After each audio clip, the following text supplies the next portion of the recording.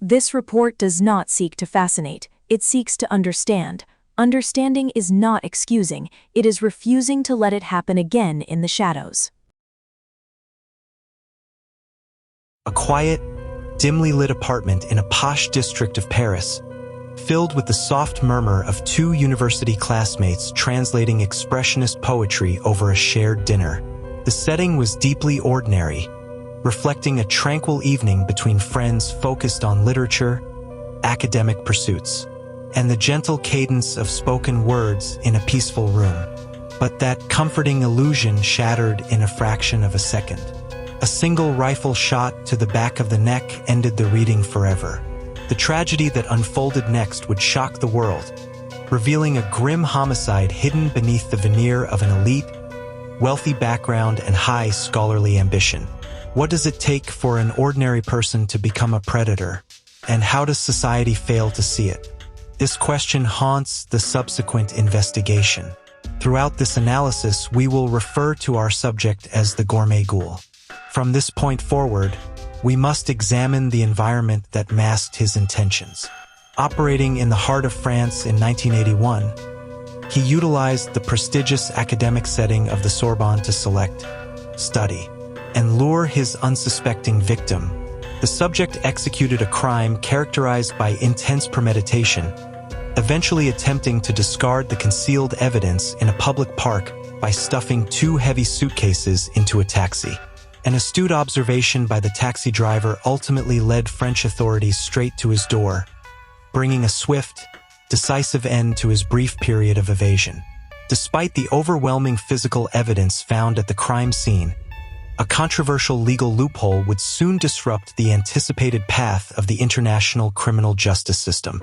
Due to a profound jurisdictional failure, the profile managed to evade a traditional prison sentence, walking totally free to shamelessly capitalize on his dark, enduring notoriety.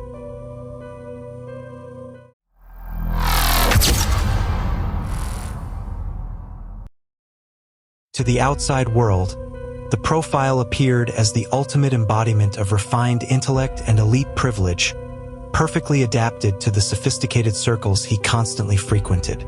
Born into extreme wealth, he utilized his family's immense industrial fortune to construct an impenetrable shield of academic prestige, high social standing, and absolute security. This carefully curated facade of a harmless, dedicated literature scholar allowed him to move invisibly through some of the most prestigious university campuses in the world. He presented himself as a quiet, introverted intellectual, and peers frequently described him as gentle, approachable, and deeply passionate about translating complex, avant-garde expressionist poetry. Yet, this academic persona was entirely manufactured, masking the fact that the subject suffered from profound somatic dysmorphia, driven by his exceptionally frail health and short stature.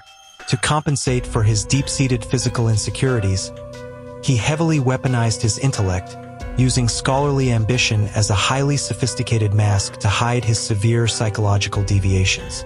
His social integration was a masterclass in psychological manipulation, deliberately projecting an aura of extreme vulnerability that naturally disarmed the defensive instincts of everyone around him. People perceived him merely as a fragile, harmless academic who needed protection, completely failing to recognize the intense, cold, predatory calculations operating just beneath his quiet demeanor. The profile deliberately targeted individuals who possessed the robust physical vitality he desperately lacked, drawn to their health as a psychological counterweight to his own perceived inadequacies. His academic environment provided the perfect hunting ground, as the pursuit of literature offered endless, socially acceptable pretexts to repeatedly invite unsuspecting peers into his private spaces. Why did society completely fail to see through this elaborate deception? The ultimate answer lies in the profound cognitive dissonance between his harmless, slight appearance and his dark reality. His wealth and status provided a powerful, insulating layer of absolute trust, ensuring institutions implicitly assumed that someone of his privileged background could not harbor such monstrous intentions. He effortlessly exploited the polite norms of high society, knowing that his peers would politely ignore his subtle eccentricities rather than confront or question his odd behaviors directly. Every single interaction was carefully calibrated to mirror the cultural sophistication of his academic colleagues, ensuring his terrifying internal landscape remained utterly invisible to the unsuspecting outside world. Even his specific choice of study, foreign languages, and avant-garde literature helped isolate him, framing his troubling oddities as the harmless quirks of a highly specialized, dedicated foreign scholar. He patiently cultivated a disarming charm that acted as a perfect psychological camouflage, effortlessly blending into the vibrant, intellectual atmosphere of elite, bustling European university campuses. The deception was so absolute, and so flawlessly maintained over years, that those who sat across from him saw only a dedicated student, never the apex predator waiting patiently. By masterfully perfecting the art of perceived insignificance, the subject successfully turned his own physical frailty into the ultimate psychological tool for capturing the absolute trust of his targets. But a psychological mask constructed entirely of academic accolades and inherited wealth is inherently fragile, destined to crack when the internal pressure of unyielding compulsions becomes too great. As his intense, dark fantasies inevitably escalated, this sophisticated facade began to slip, setting the ultimate stage for a catastrophic collision between his deviations and devastating reality. When confronted by law enforcement, the carefully maintained facade of the harmless, introverted scholar completely evaporated. The predator was finally forced into the harsh light. Stripped of his psychological camouflage, the profile offered no resistance. He immediately submitted a full, detailed confession to the authorities, ending his brief period of evasion. The swift arrest sent shockwaves through the elite academic institutions he frequented. Peers were utterly terrified that such a dangerous individual had operated invisibly among them. The investigation revealed a chilling truth. His immense privilege had consistently blinded society to his glaring behavioral anomalies, allowing the predator to hide in plain sight. Authorities meticulously documented the apartment, uncovering the horrifying extent of his obsession. The sheer volume of evidence confirmed the highly organized nature of his severe pathology. The investigative process moved with clinical precision. Forensic specialists painstakingly cataloged the grim environment, dismantling the false narrative of the quiet, dedicated foreign literature scholar piece by piece. With the profile safely secured in a high-security psychiatric detention facility, investigators believed they had successfully closed one of the most disturbing cases in modern history. The physical hunt was over, but the complex institutional battle was just beginning. The criminal justice system was entirely unprepared for the unprecedented challenges ahead. Despite his detailed confession, the immense wealth and unyielding influence of his family immediately began to aggressively manipulate the unfolding international legal proceedings behind closed doors. His capture should have represented a definitive victory for international law enforcement, guaranteeing that this deeply fractured individual would permanently remain behind heavily fortified bars. However, the impending collision between two vastly different legal systems would soon transform this straightforward apprehension into an astonishing, globally broadcasted miscarriage of institutional justice. The subject was finally in custody, but his ultimate escape was already being orchestrated.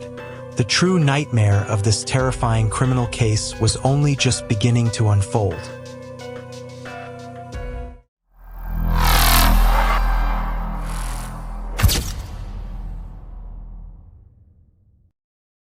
To understand the architecture of this predator, we must examine his earliest physical vulnerabilities. Born prematurely, the subject was reportedly small enough to fit within his father's palm. He suffered from a severe intestinal illness immediately after birth. This profound frailty created an acute, lasting sense of physical inadequacy that defined his entire psychological development. Growing into an adult who stood just under 5 feet tall, the profile developed a severe somatic dysmorphia, perceiving himself as hopelessly weak and fundamentally inferior. To compensate for his deep physical insecurities, he developed a psychological mechanism of projection, obsessively fixating on the height, health, and vitality of statuesque Western women. A disturbing childhood ritual further warped his developing psyche. Family members frequently played a traumatic game where a defeated parent meant the children would be mockingly devoured. They were placed into a large cooking pot on a real stove. This terrifying play blurred the crucial boundaries between parental affection, mortal threat, and physical consumption. Experts suggest this game planted a dark seed in his mind, reinforcing a twisted belief that oral consumption was the ultimate expression of love and complete union. His early fascinations were equally troubling, marked by a deep obsession with traditional fairy tales where humans were routinely hunted, captured, and ultimately eaten by dark figures. By the first grade, the subject experienced his earliest recorded predatory impulses, becoming dangerously fixated on the physical forms of his own healthy, unsuspecting young classmates. These early deviations escalated into profound psychosexual pathology. The profile began to believe that by consuming another human, he could physically absorb their vital energy and strength. This concept of somatic introjection became his absolute obsession. He viewed devouring a stronger individual as the only way to cure his own perceived physical and mental weakness. Medical records also indicate significant damage to his frontal lobe, a critical brain region responsible for impulse control, empathy, and the basic regulation of extreme antisocial behavior. This neurological deficit, combined with his immense family wealth and intense social isolation, created a perfect psychological storm, completely detaching him from normal human moral constraints. Years before relocating to Europe, the subject made his first terrifying move in Tokyo, breaking into the dark apartment of a sleeping foreign student he obsessively admired. His dark intention was to completely consume her, but the victim awoke and bravely fought him off, leading to his swift arrest for a lesser, unrelated charge. Shielded by his family's immense corporate influence, the profile completely escaped serious legal consequences, learning a dangerous lesson that his immense privilege could easily buy his absolute freedom. The fracture in his identity was now complete. He was a predator completely insulated from reality, armed with a terrifying philosophy that justified his most monstrous internal cravings. Having escaped justice once, his twisted confidence surged. He relocated to a foreign country, placing himself in a new environment perfectly suited for hunting an unsuspecting target. Now that we understand the deep psychological mechanics that completely shattered his humanity and built the predator, a horrifying question emerges from the shadows of his mind. What exactly happens when a deeply fractured individual, utterly convinced of his own untouchable privilege, finally decides to cross the ultimate line and execute his darkest fantasy? Law enforcement agencies worldwide were forced to examine how differing psychiatric standards and uncoordinated jurisdictional boundaries could easily be weaponized to completely obliterate criminal justice and protect dangerous offenders. But a life built on exploitation ultimately hollows out. In his final years, the subject suffered a massive neurological stroke, leaving him isolated, impoverished, and confined to a wheelchair. Stripped of his former wealth and media influence, he died quietly in medical care. Yet, he never displayed genuine remorse, maintaining his dark psychological compulsions until the very end. The investigation, the jurisdictional collapse, and the subsequent media circus provide a complete psychological map. We now possess all the necessary elements to finally classify this terrifying criminal profile.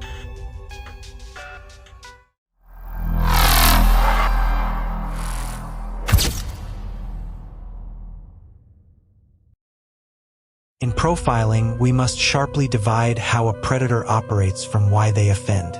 This requires separating the practical modus operandi from the psychological signature.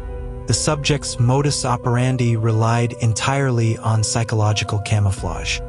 He weaponized his academic prestige, utilizing the quiet environment of his apartment as a controlled hunting ground. His repeatable method involved luring international students under the highly believable pretext of translating complex foreign poetry, establishing a false sense of intellectual safety. Because of his profound physical frailty and short stature, the profile could not rely on brute force to overpower his chosen targets in a direct confrontation. Instead, his MO necessitated a sudden, overwhelming surprise attack. He favored utilizing a concealed firearm to eliminate the victim instantly from behind, bypassing physical resistance. This clinical, detached method of securing control was purely functional. It was merely the necessary prelude allowing him to execute his true objective, the signature. While the MO is what a criminal does to commit the crime, the signature represents their deepest psychological compulsion, fulfilling an escalating emotional or paraphilic need. For this subject, the signature was defined by severe paraphilic consumption and desecration, driven by an intense desire to possess his victims completely after death. This compulsion was rooted in the psychological concept of somatic introjection, a delusion where absorbing another individual transfers their physical vitality and health to the predator. The profile systematically engaged in post-mortem mutilation, selecting specific anatomical features that symbolized the health, beauty, and robust energy he felt he desperately lacked. This ritualistic behavior went far beyond any practical utility. It was an elaborate enactment of childhood pathological fantasies merging affection, dominance, and total absorption. To prolong this internal gratification, the subject obsessively documented the crime scene, capturing dozens of photographs throughout the various stages of his destructive psychological ritual. These images served as permanent psychological trophies, allowing him to endlessly relive the climax of his profound power and absolute control over his unsuspecting victim. The execution of this signature required days of isolation. He transformed his upscale residence into a solitary confinement zone designed to sustain his dark fantasy indefinitely. But indulging so deeply in the psychological signature severely compromised the practical elements of his MO, leading to highly erratic decisions regarding the crime scene cleanup.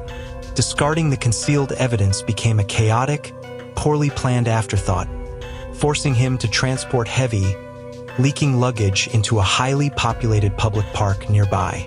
A predator lost in the euphoria of fulfilling a lifelong compulsion inevitably loses the calculating rationality that initially allowed them to successfully capture their prey. He had successfully executed his darkest impulse, temporarily satisfying the monstrous craving that had defined his entire adult existence and dictated his incredibly sinister movements. But a predator operating entirely on internal fantasy is fundamentally unstable.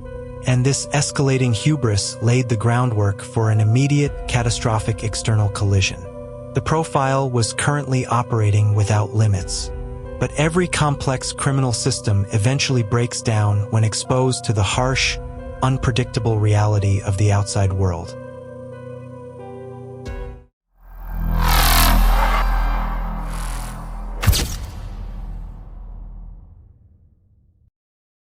The illusion of perfect control is a common pathology among predators. But this meticulously constructed psychological mask fractured due to a remarkably mundane logistical error. Following the crime, the subject faced the practical reality of discarding the concealed evidence. His previously calculated intellect completely deteriorated under the immense psychological pressure. Instead of a sophisticated disposal plan, he hastily packed the remains into 2 heavy suitcases, frantically hailing a local taxi to reach a public park. This desperate transit marked the beginning of his total collapse. The excessive weight of the luggage immediately drew the suspicion of the observant taxi driver. The driver jokingly questioned if the heavy bags contained a victim. The profile responded with a highly inappropriate, nervous laugh that cemented the driver's deep suspicion. Arriving at the expansive park, The subject dragged the leaking luggage toward a nearby lake, attempting to hide his dark actions within the dense urban foliage. However, the public area was populated.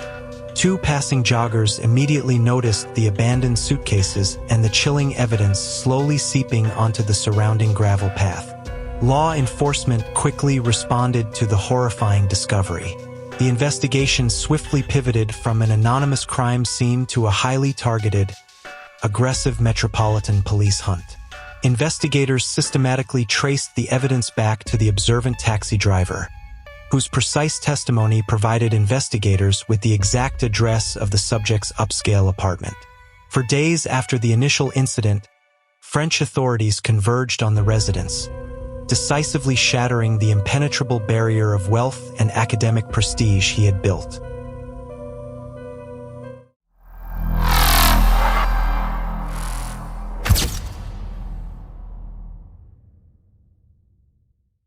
The mystery is over. The trump card is on the table. So, did you recognize him? The profile we have been examining is Issei Sagawa, internationally known to criminal history as the Kobe Cannibal. However, in the years following his evasion of justice, he shamelessly embraced the manga alias of the Gourmet Ghoul. This moniker was deliberately chosen to commodify his pathology, allowing him to monetize his notoriety through publishing exploitation films, and even a stint as a restaurant critic. He successfully transformed a horrifying reality into a lucrative media brand. To understand the full scope of this unprecedented deviation and institutional failure, we must evaluate his psychology and actions through our analytical framework, the Pentagon of Evil. Sagawa claimed only a single victim, yet his profile remains highly distinctive. Standing at merely 4 feet 9 inches, he weaponized his profound physical insecurities, using his family's immense industrial wealth and elite academic status to perfectly mask a severe, deep-seated psychological pathology.